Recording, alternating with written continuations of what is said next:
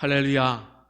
신년 첫 주일을 맞아서 여러분의 영혼과 또 가정과 기업과 우리 교회에 하나님께서 새로운 일, 가장 복된 일을 계획하시고 진행하시고 마침내 영광 받으시기를 간절히 기도하며 축복합니다. 지난 송구영신 예배 시간을 통해서 말씀드렸습니다마는 우리는 지난 2년여 기간이라는 짧지 않은 시간 동안에 코로나라는 짙은 어둠의 터널을 지나왔고 아직도 그 터널은 끝이 보이지 않고 있습니다. 함께 모여서 마음껏 찬양할 수도, 또 점심 식사와 함께 성도 간의 교제의 시간도, 셀 모임도, 오후 예배도 멈추고 말았습니다. 심지어 주일 오전 예배조차 대면 예배를 못 드리고 지금도 몇 분은 궁여지책으로 차선책으로 영상 예배로 만족해야 하고 있습니다. 이 기간에 사실 적지 않은 성도들이 신앙이 넘어지거나 무너지거나 또 상처 입은 채 신음하고 있는 모습을 보는 것이 목자로서 정말 너무도 안타깝기 그지가 없습니다. 이런 상황에 대해서 제가 조급해질 무렵에 하나님께서 제게 주신 질문이 있다고 말씀을 드렸습니다.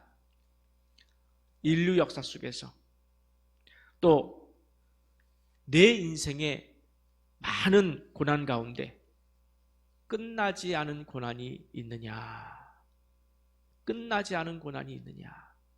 여러분, 인류 역사 가운데 유럽을 휩쓸고 간 흑사병이라는 것이 있었습니다. 대략 1346년에서 1353년 사이에 흑사병이 유럽을 덮쳤어요. 그때 죽은 사람들이 유럽 인구의 3분의 1이었습니다. 여러분, 이 숫자가 와닿지 않습니까? 쉽게 말해서 3명 가족이 있는 가정 가운데 1명은 죽었다라는 얘기예요. 그래서 제가 자료를 찾아보니까 그때 목숨을 잃은 사람들의 수만 해도 1800만 명이에요. 어제 뉴스 보니까 500만 명이 지금 전 세계적으로 코로나로 목숨을 잃었다, 이렇게 뉴스에서 나온 걸 제가 잠깐 봤습니다. 그 당시 인구와 지금 인구는 거의 10배 이상 차이가 나는데 그 당시만으로도 1800만 명이 목숨을 잃었습니다. 이토록 무서운 역병이었지만은 어쨌든 그 무서운 역병도 결국에는 끝났다는 거예요. 그리고 새로운 삶을 시작했다는 것입니다. 그 무서운 세계 1차, 세계 2차 대전도 유대인 600만 명의 죽음과 그리고 수많은 군인과 민간인의 인명피해와 잔혹한 참상을 남겼지만은 어쨌든 끝이 났고 새로운 시대가 열렸습니다. 한국도 36년이라는 긴 일제강점기가 마침내 끝이 났고 6.25 전쟁도 있었지만은 끝이 났습니다. 그리고 우리 선조들은 전쟁의 폐허 위에 다시 새로운 삶을 일으켰고 7, 80년대에는 신앙부흥으로 한국교회의 정성기를 맞이했었습니다. 이렇게 인류 역사는 물론이고 우리 인생도 짧던 길든 그 고난의 깊이가 깊던 얕던 지간에 어쨌든 그 고난이 끝나고 새로운 삶을 살아왔다는 사실입니다. 나는 아직도 고난에 갇혀 있는데 라고 생각하시는 분들도 그 고난을 통해 이루실 하나님의 깊으신 경륜을 믿고 거기에 집중하고 잘 견뎌내 주시기를 바랍니다. 그러면 그 고난도 마침내 끝이 나고 여러분에게 새로운 삶이 시작될 줄 믿으시기 바랍니다. 여러분, 인류 역사의 주권자는 창조주 하나님이심을 믿습니다. 그리고 작금의 코로나 상황을 비롯한 인류의 모든 일, 우리로서는 이해할 수도 상상할 수도 없는 그분의 깊으신 경륜 속에서 이루어지고 있음을 신뢰하시기 바랍니다. 하나님의 백성이라고 하는 이스라엘에도 엄청난 고난이 찾아왔습니다. 물론 그들의 죄 때문입니다만 BC 722년에 북이스라엘은 아수르에게 완전히 멸망했습니다. 역사상 흔적이 사라지고 말았다는 거예요. 흔적이 사라지고 말았어요. 그때 남아있던 사마리아 사람들조차 유대인들만 남아있던 것이 아니라 아수르가 이방인들을 사마리아에 정착시켜서 혼혈민족으로 남겼어요. 순수 유대인 혈통이 끊어졌습니다. 남쪽 유다는 BC 600년경에 세 차례에 걸쳐서, 혹자는 4차라고도 합니다만, 그 여러 번에 걸쳐서 사람들을 바벨론으로 포로로 잡아갔습니다. 그때 잡혀간 사람들의 대부분은 다니엘과 같은 왕족, 귀족들이 있었고, 왕을 비롯한 국가의 지도자들과 또 각 분야의 기술자들, 그리고 학자들이 다 잡혀갔습니다. 남은 사람들이라고는 미천한 사람들만 남았다. 그렇게 성경은 기록하고 있습니다. 여러분, 바벨론 포로의 자리로 여러분이 한번 가보시기 바랍니다. 포로로 잡혀가는 여정은 거의 죽기를 각오해야만 가는 그런 여정이었을 것입니다. 제가 인터넷에서 찾아보니까 이런 자료가 있어서 소개를 합니다. 예루살렘에서 바벨론으로 가는 그 거리가 얼마가 있을까? 계산해 보니까 1168km. 걸어서 꼬박 가면은 열흘을 가야 하는 그런 거리였습니다. 그들이 마차 타고 갔겠습니까? 말을 타고 갔겠습니까? 걸어서 갔을 거예요. 아마 포승줄에 묶여서 가지 않았을까? 왜? 포로로 잡아가는, 종으로 잡아가는, 가서 일을 시키려고 하는 목적하에 갔기 때문이에요. 가서 바벨론에 도착해서 무슨 일을 했습니까? 종살이를 했어요. 일부 사람들만, 다니엘과 같은 일부 사람들만 뽑혀서 다른 일을 했지, 대부분의 국민들은 종살이를 했어요. 우리는 사실 종살이의 고난을 몰라서 그렇지, 여러분, 종은 그 당시의 종과 또 우리가 생각하는 종은 또 달라요. 사람 취급을 하지 않았을 것이에요. 인격적으로 짐승 취급을 당했을 것입니다. 주인에게 생사 여탈권이 주어졌을 수도 있습니다. 그 고난 속에서 이스라엘 백성들은 다시 하나님을 찾아 부르짖어 회개하지 않을 수 없었어요. 하나님의 백성들은 마지막까지 열려있는 구원의 문은 하나님이에요. 사방팔방 다 막혀있다 할지라도 하늘의 문은 항상 열려있어서 이스라엘 백성들도 그것을 알았습니다. 그래서 하나님께 또다시 부르짖었습니다. 그들이 부르짖을 수 있었던 소망의 근거가 참 중요한 거예요. 어떤 근거로 부르짖을 수 있었을까요? 하나님께서는 그와 비슷한 일을 과거에 한번 했던 적이 있기 때문에 그래요. 그들의 선조들이 그와 똑같은 일을 겪었었기 때문에 그래요. 그 기억을 하고 있기 때문에 그래요. 언제죠? 바로 출애굽입니다. 400여 년 동안 종살이하던 고난의 백성들 앞에 어느 날 갑자기 하나님의 출애굽의 구원의 메시지와 함께 진짜 어느 날 갑자기 40년 전에 도망했던 모세가 이스라엘 백성들을 찾아온 거예요. 사실 모세와 출애굽은 이미 모세 시대 이전, 대략 한 600년 전에 아브라함에게 이미 예언된 약속의 말씀이었습니다. 하나님께서 이렇게 약속하셨습니다. 창세기 15장 13절에서 14절 제가 봉독합니다. 여호와께서 아브라함에게 이르시되 너는 반드시 알라. 네 자손이 이방에서 객이 되어 그들을 섬기겠고 그들은 400년 동안 네 자손을 괴롭히리니 그들이 섬기는 나라를 내가 징벌할지며 그 후에 네 자손이 큰 재물을 이끌고 나오리라. 여기서 네 자손이 큰 재물을 이끌고 나오리라. 이 부분을 여러분 유념해 주시기 바랍니다. 뒤에서 한번 다룰 거예요. 백성들은 사실 이 약속을 잊었어요. 백성들은 이 약속을 잊었어요. 그러나 하나님은 기억하실 뿐만 아니라 당신이 하신 약속은 반드시 실행하시는 분이신 줄 믿으시기 바랍니다. 400년이 지났던 70년이 지났던 2000년이 지났던 당신이 하신 약속은 반드시 이루실 하나님이심을 믿으시기 바랍니다. 예수님께서 다시 오시겠다고 하신 약속의 말씀도 반드시 이루실 하나님이신 줄 믿으시기 바랍니다. 하나님은 반드시 이루셔요. 그래서 마침내 모세를 통해서 10가지 재앙을 보여주심으로 말미암아 이스라엘 백성들, 자기 백성들로 하여금 여호와 하나님이 만물의 주권자이신 창조주 하나님이심을 백성들에게 나타내 보여주셨어요. 여러분, 10가지 재앙은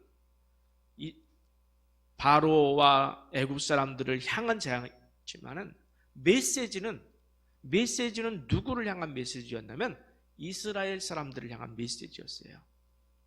너희를 장차 구원할 여호와는 이런 하나님이다 하고 보여준 거예요. 두려워하지 말라는 겁니다. 그래서 마침내 그 백성들이 홍해에 도착했고 아무도 그것에 대해서 상상도 하지 못했던 홍해가 갈라졌습니다.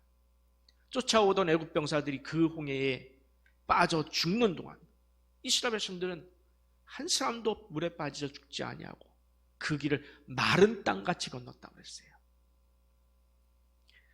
지난 송구영신 예배 때 설교 본문으로 삼았던 이사야 43장 14절에서 21절 말씀 좀 길지만 여러분과 좀 다시 한번 나누고 싶은 것은 이 말씀이 주는 의미가 얼마나 큰지 몰라요. 이 말씀 안에 3가지 사건이 나온다고 그랬습니다. 첫째, 출애굽. 둘째, 바벨론에서 포로에서 귀환. 셋째, 구원자 예수 그리스도의 오실 것. 이 3가지 사건이 한꺼번에 나오는 구절이 바로 여기에요. 제가 다시 한번 읽습니다. 여러분 한번 보시기 바랍니다. 이사야 43장 14절. 너희의 구속자요 이스라엘의 거룩한 이 여호와가 말하노라. 너희를 위하여 내가 바벨론에 사람을 보내요. 모든 갈대아 사람에게 자기들이 연락하던 배를 타고 도망하여 내려가게 하리라. 나는 여호와 너희의 거룩한 이요 이스라엘의 창조자요 너희의 왕이니라. 저는 이런 말씀 보면 막 가슴이 뛰어요. 여러분, 하나님께서 당신을 나타내 보여주시는 거예요. 나는 너의 창조자라는 거예요. 나는 너의 왕이라는 거예요. 여러분, 우리를 향하여 하나님 말씀하시는 거예요. 하나님께서 우리를 지으셨고 우리의 왕이시고 우리의 절대 주권자이심을 믿으시기 바랍니다. 이 말씀을 밝히는 이유가 있어요. 내가 일을 하리라. 내가 일을 하리라.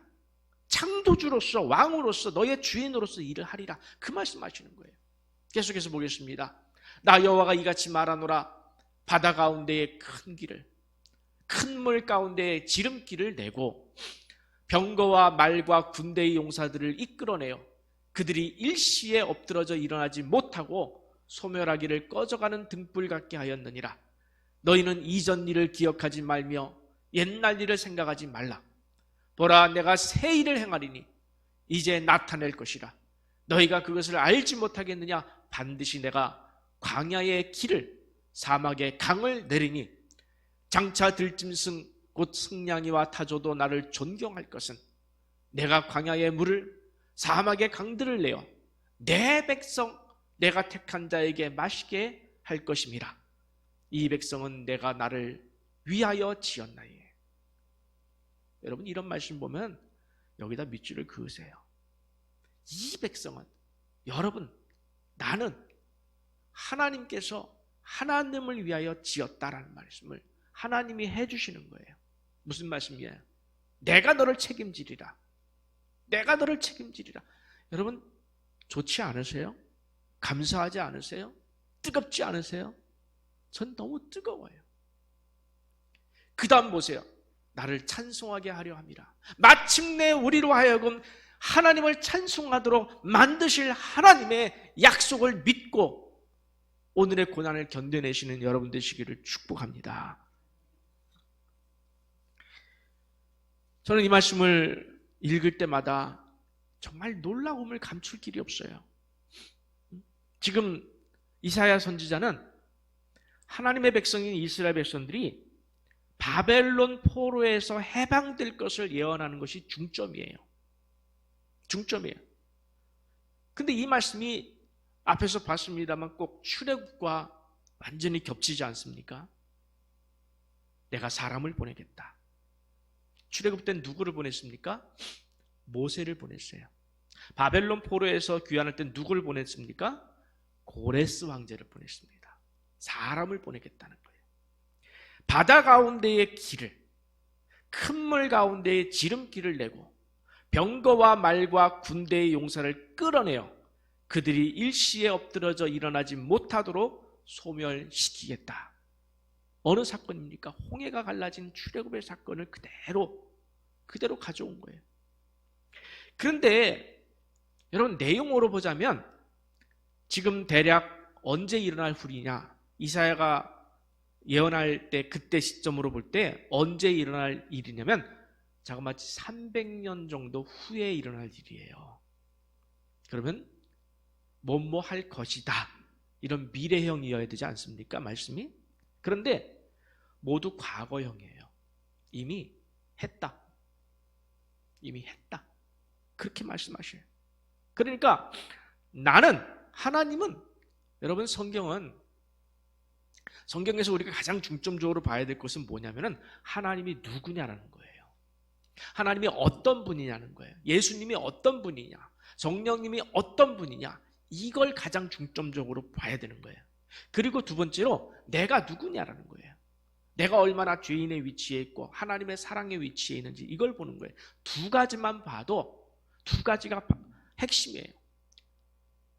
두 가지가 핵심이에요. 하나님이 누구냐, 내가 누구냐.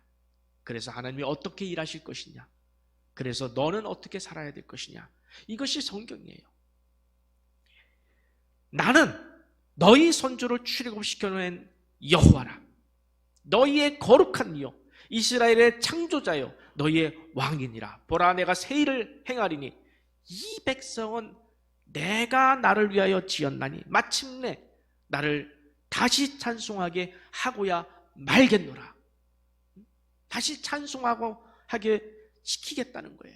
무너진 예루살렘 성전을 다시 건축하게, 예배가 회복되도록 만들겠다는 거예요. 이 일로 인하여 들짐승도 나를 존경할 것이다. 온 우주 만물이 나를 존경할 것이라는 거예요. 온 우주 만물이 하나님의 피조물이에요. 그 피조물들이 다 하나님이 존경할 것인, 하나님께서 마침내 그 일을 이루실 것이기 때문에 그래요. 여러분, 하나님께서는 이 구원을 미리 이미 예레미야를 통해서 이스라엘 백성들이 포로로 잡혀가기 전에 예언했다는 사실이 중요해요. 예레미야 25장 11절부터 보면은 이 모든 땅이 폐허가 되어 놀랄 일이 될 것이며 이 민족들은 70년 동안 바벨론의 왕을 섬기리라. 여호와의 말씀이니라. 70년이 끝나면 내가 바벨론의 왕과 그의 나라와 갈대아인의 땅을, 갈대아 땅은 바벨론 땅을 말해요. 갈대아인의 땅을 그 죄악으로 말미암아 벌하여 영원히 폐허가 되게 하되, 바벨론을 벌하여 폐허가 되게 한다는 거예요. 요거 기억하시기 바랍니다.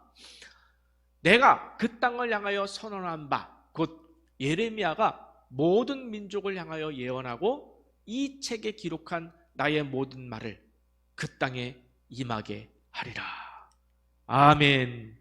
하나님께서는 약속한 말씀은 반드시 이루신다는데 우리는 두려움을 가져야 돼요. 소망을 가져야 됩니다. 바벨론에서 고난의 종살이가 정말 영원히 지속될 것처럼 희망이 보이지 않았지만 하나님께서 아브라함에게 약속하신 그 약속을 누굴 통해서 이루셨다고요? 한 사람? 모세를 통해서 이루셨던 것처럼 이번에는 예레미야를 통해서 약속하신 이 약속을 고레스 황제라고 하는 유대인도 아니에요. 이방인을 통해서 마침내 이루시겠다는 약속의 말씀입니다. 여러분, 당시 바벨론 제국이라고 하는 것은 세계 최고의 제국이었어요. 유럽 최고의 제국이었어요. 바벨론은. 그 최고의 제국이 지금도 이라크에 가면은 바벨론 제국의 그 고고학적 흔적들이 남아있는데 그 바벨론 제국의 영화와 그 번성함은 이루 말할 수가 없는 그런 흔적들이 남아있다고 합니다. 전설적인 흔적들도 많이 있어요. 하늘의 궁전이라든지 하는 것들도 남아있고요. 그런 제국이 멸망한다라는 것은 아무도 상상하지 못했습니다. 그런데 그토록 화려했던 제국이, 창성했던 제국이 몇 년 만에 멸망했는지 아십니까? 100년이에요. 100년 만에 멸망했어요. 여러분, 100년이 긴 것 같죠? 인생에서 100년은 길지만 여러분, 제국의 운명으로 보자면 짧은 기간임을 알아야 돼요. 우리나라만 봅시다. 우리나라가 몇천 년이라고요? 5,000년 역사 이렇게 얘기하잖아요. 그죠? 우리나라만도 5,000년 역사를 가지고 있는데 바벨론이라고 하는 그 유럽을 정복했던 그 제국의 기간이 100년이라고 하는 것은 이거는 말이 안 되는 거예요. 그 100년 만에 페르시아 제국이 일어납니다. 바사 제국이라고 그래요. 여러분 역사책에서는 페르시아로 배웠어요. 바사 제국이 일어나는데 그때 황제가 누구냐? 고레스예요. 고레스에게 그 바벨론이, 교만했던 바벨론이 무너졌습니다. 완전히 무너졌어요. 누가 하셨습니까? 하나님이 하신 거예요. 아무도 상상할 수 없는 그 바벨론 제국의 100년 만의 멸망은 하나님이 하셨다는 거예요. 우리가 눈여겨볼 말씀이 바로 역대하 36장 22절에서 23절 말씀 제가 봉독하겠습니다. 바사의 고레스 왕 원년에 여호와께서 예레미야의 입으로 하신 말씀을 이루시려고, 여러분 이 말씀을 보면 뜨거워져야 돼요. 저는 막 뜨거워요. 왜? 여호와께서 예레미야에게 하신 말씀을 어떻게 하려고? 이루시려고 하나님이 움직이시는 거예요. 하나님이 이루시려고 여호와께서 바사의 고레스 왕의 누구를? 마음을? 고레스 왕의 마음을 감동시키시며 하나님께서 하나님을 모르는 고레스 왕의 마음도 감동시키셔요. 그로 하여금 깨닫게 하셔요. 그가 온 나라에 공포도 하고 조서도 내려 이르되 바사왕 고레스가 이같이 말하노니, 바사왕 고레스가 뭐라고 하는지 보세요. 하늘의 신 여호와께서, 하늘의 신 여호와께서 세상 만국을 내게 주셨고, 자기가 했다고 안 해요. 내가 바벨론을 무너뜨렸다고 하지 않아요. 여호와께서 세상 만국을 내게 주셨고 나에게 명령하여 유다 예루살렘에 성전을 건축하라 하셨나니 너희 중에 그의 백성된 자는 다 올라갈 것이오다. 너희 하나님 여호와께서 함께 하시기를 원하노라 하였더라. 아멘. 여러분, 이게 말이 됩니까? 사실 상식적이지 않은 이야기가 벌어진 거예요. 바사라는 나라가 그토록 강성했던 바벨론이란 제국을 정복하기에 이르렀어요. 정복하고 들어가서 봤더니 멀리 1000km나 떨어진, 이름도 알 수 없는 이스라엘 그 조그만 나라에서 잡혀온 종들이 있던 거예요. 그 조그만 나라에서 잡혀온 종들이 있었어요. 그러면 일반적으로 어떻게 하는 것이 일반적인 사람들의 생각입니까? 종은 계속해서 종으로 삼아 부려먹으면 좋은 거예요. 제가 종에 대해서 옹호하는 건 아니고요. 종살이 일반적으로 볼 때, 그죠? 당시로서 볼 때 종은 계속해서 종으로 부려먹으면 좋은 거예요. 생각해 보세요. 자기 백성들에게 바사 제국이 바벨론을 정복하고 자기 백성들, 바사 제국의 메데파사인데 자기 제국의 사람들이 있잖아요. 백성들이, 또 수구한 군인들이 있잖아요. 그들에게 상으로 그 종들을 주면은 그들의 사기가 올라가죠. 그렇죠? 그리고 제국의 황제로서 칭송받는 황제가 되는 거예요. 그런 길이 있었습니다. 기회가 있었어요. 그런데 바사 제국의 초대 황제 고레스는 즉위하자마자 원년이라고 그랬어요. 그 해, 즉위하던 해에 종들인 이스라엘 백성들을 고향으로 돌려보내는 거예요. 여러분, 이게 상식적이지 않습니다. 그죠? 이스라엘 백성들로서도 기대할 수 없는 거예요. 바사 제국이 쳐들어왔어요. 그 강성하던 바벨론을 무너뜨린, 그러면 더 악하고 더 강하고 더 무서운 제국이 들어온 거예요. 근데 고향으로 간다고요? 이건 상상도 못했을 거예요. 그러나 이 상상도 못할 일을 계획하신 분, 그리고 이루시는 분, 약속하신 분, 그리고 그 약속을 이행하시는 분이 계셨어요. 누가 이 일을 고레스에게 시켰다고 했습니까? 고레스의 고백대로 하늘의 신 여호와. 뜨겁지 않으세요? 저는 말씀을 보면서 눈물이 흘려요. 하늘의 신 여호와. 이게 고레스 입에서 나올 겁니까? 이건 고레스 입에서 나올 단어가 아니에요. 여러분, 그 흥왕했던 바벨론을 무너뜨렸으니 인간적으로 볼 때 얼마나 교만했겠습니까? 고레스가 얼마나 교만할 수 있겠어요? 내가 그 바벨론을 무너뜨렸다, 정복했다. 이건 교만할 수도 있는 그런 입장에서 고레스는 부인할 수가 없었던 것이, 내가 한 것이 아니구나.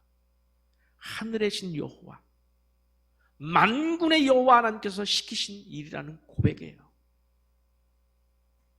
그리고 여러분, 그냥 돌아가라는 것도 어려운데 어떻게 돌려보내는지, 하나님이 어떻게 돌려보내는지 한번 보세요. 에스라 1장 1절에서 4절 말씀을 좀 보겠습니다. 좀 길지만 참고적으로 역대하 다음이 에스라예요. 역대하 다음이. 그러니까 역대하 마지막과 에스라 처음은 겹치는 부분이 있어요. 여러분 집에 가서 확인해 보시기 바랍니다. 다시 우리가 읽더라도 아까 읽은 부분인데 하고 착각할 수 있어요. 자, 에스라 1장 1절에서 4절. 바사왕 고레스 원년에 여호와께서 예레미야의 입을 통하여 하신 말씀을 이루게 하시려고 바사왕 고레스의 마음을 감동시키심에 그가 온 나라에 공포도 하고 조소도 내려 이르되, 바사왕 고레스는 말하노니 하늘의 하나님 여호와께서 세상 모든 나라를 내게 주셨고 나에게 명령하사 유다 예루살렘에 성전을 건축하라 하셨나니 이스라엘의 하나님은 참 신이라. 너희 중에 그의 백성 된 자는 다 유다 예루살렘으로 올라가서 이스라엘의 하나님 여호와의 성전을 건축하라. 그는 예루살렘에 계신 하나님이시라. 그 남아있는 백성이 어느 곳에 머물러 살든지 그곳 사람들이 마땅히 은과 금과 그 밖에 물건과 짐승으로 도와주고. 놀라운 거예요. 여러분, 이 부분은 정말 놀라운 거예요. 그 외에도 예루살렘에 세울 하나님의 성전을 위하여 예물을 기쁘게 드릴지라 하였더라. 아멘. 지금 포로들, 종들을 자기 땅으로 돌려보내는 결정도 우리가 볼 때 정말 놀라운 어려운 결정 아니었습니까? 이것은 기적의 결정이에요. 그런데 그냥 돌아가라는 것도 아니고 가서 뭐 하라? 너희의 하나님 여호와의 성전을 건축하라는 거예요. 놀랍지 않으십니까? 여러분 안 놀라는 눈치 같아요. 이건 놀라운 일이에요. 인간으로서는 상상할 수도 없는 일이에요. 그런데 그 다음이 더 중요해요. 거기에 또 무엇을 더해 줍니까? 바사, 페르시아 제국 사람들에게 얘기하는 거예요. 남아있는 사람들에게, 가지 않는 유다 사람들에게 얘기하는 거예요. 너희는 돌아가는 그 사람들에게, 이스라엘 사람들에게 은과 금과 그 밖의 물건과 짐승으로 도와주라. 이런 명령까지 내렸다는 겁니다. 그리고 옛날 70년 전에 예루살렘 성전을 파괴하고 빼앗아 왔던 성전의 그 보물들이 있어요. 기물들이 있어요. 그것도 다 그들의 손에 돌려보내라. 놀라운 일 아니에요? 참고로 아주 재밌는 사실 하나는, 이 일은 아까 제가 하나 기억해 두라고 하는 말씀이에요. 아브라함에게 예언된 출애굽 때에 그 마지막에 뭐라고 그랬죠? 그 후에 네 자손이 큰 재물을 이끌고 나오리라. 여러분 성경을 아시는 분은 아실 거예요. 이스라엘 백성들이 출애굽할 때에 애굽 사람들이 출애굽하는 이스라엘 백성들에게 금은 보화를 줬어요. 줘서 내보냈어요. 똑같은 출애굽과 바벨론 포로에서 귀환하는 것이 똑같이 이루어지는 것에 여러분 누가 하셨다고요? 하나님이 하시는 거예요. 하나님이 하셨는데 이걸 고레스가 고백을 합니다. 저는 이 고레스의 고백이 얼마나 가슴에 와닿는지 몰라요.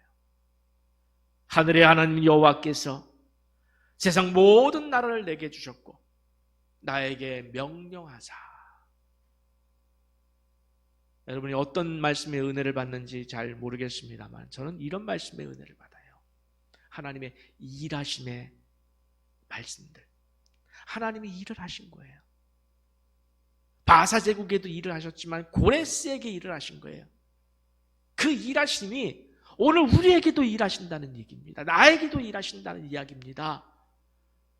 하나님의 백성된 여러분에게 일하신다는 이야기입니다. 뜨겁지 않으세요? 응? 여러분 제가 왜 이 짧은 설교 시간, 정말 설교하기도 바쁜 이 시간에 여러분과 함께 이 긴 성경을 왜 이 말씀을 읽고 싶었는지 아십니까? 여러분 이 말씀을 읽으면서 마음이 뜨거워지기를 소망합니다. 마음이 뜨거워져야 돼요. 무엇에 뜨거워지냐면 하나님의 일하심에 대해서 뜨거워지고 그분이 약속을 지켜내신다는 사실에 대해서 뜨거워지고 그분이 살아 역사하시는 것에 대해서 뜨거워져야 돼요. 저는 그 뜨거움을 여러분에게 전달하고 싶습니다. 저는 이 말씀을 보면서 마음이 너무나 뜨거웠어요. 정말 이 말씀을 붙들고 엉엉 울고 싶었습니다. 엉엉 울고 싶었어요. 그냥 고레스에게 고마워요. 그냥 고레스에게 고맙고 감격스럽습니다. 아니 고레스의 마음을 움직이신 하나님께 엎드려 그분에게 감사와 경애와 경배를 올려드리고 싶은 마음이 충만했어요. 이 말씀을 읽고 그런 마음이 들지 않으면 여러분 말씀을 헛일 읽으시는 거예요. 이 말씀을 보면서 이 모든 것이 주님의 은혜였습니다. 주의 은혜였습니다. 여호와 하나님이 행하셨습니다. 주는 창조주 하나님이 맞습니다. 인류 역사의 절대 주권자이심이 맞습니다. 모든 살아있는 것의 주권자이심이 맞습니다. 고레스 왕제의 마음을 움직이셨잖아요. 당신의 깊으신 경륜 속에서 인간의 생사화복에 주관되는 것이 맞습니다. 하나님은 창조주이심이 맞습니다. 막 고백하고 싶고 막 엎드리고 싶고 그분 품에 안겨서 그분을 그냥 느끼고 싶고 그분만 바라보고 싶고, 그래서 그분에게 내 목숨도 걸고 내 운명도 걸고 내 모든 것을 겸허하게 올려드리면서 고백하고 싶지 않습니까? 주는 나의 주인이십니다. 주는 나의 주인이십니다. 주는 나를 주관하시는, 역사하시는 주권자이심을 믿습니다. 이 고백이 여러분의 고백이 되시기를 축복합니다. 오늘 본문에 대해서는 오늘 핵심 부분만 말씀을 드렸습니다. 성전이 다시 건축되는 것, 그 외의 것은 이제 다음 주일에 다시 한번 말씀을 드리겠습니다만은, 돌아온 백성들의 성전 건축은 사람들의 방해로 순조롭지 못했습니다, 처음에. 그러나 하나님은 사람들의 방해에 무너질 하나님이 아니시잖아요. 하나님은 이스라엘 백성들에게 성전 건축을 하라, 고레스를 통해서 명령하셨어요. 이 일을 사람들의 방해로 못하실 리가 없어요. 다시 하나님의 성전이 건축되어지는 것이 나타나는 것이 오늘 본문입니다. 하나님은 작정하시면 반드시 그 일을 이루십니다. 그 모든 반대와 방해를 뚫고 마침내 하나님께서는 성전 건축을 완공하십니다. 성벽을 세우십니다. 이스라엘을 회복시키셨습니다. 여러분, 2022년도에 하나님께서 우리에게 주신 표어는 다시 일어나라 였어요. 다시 일어나라.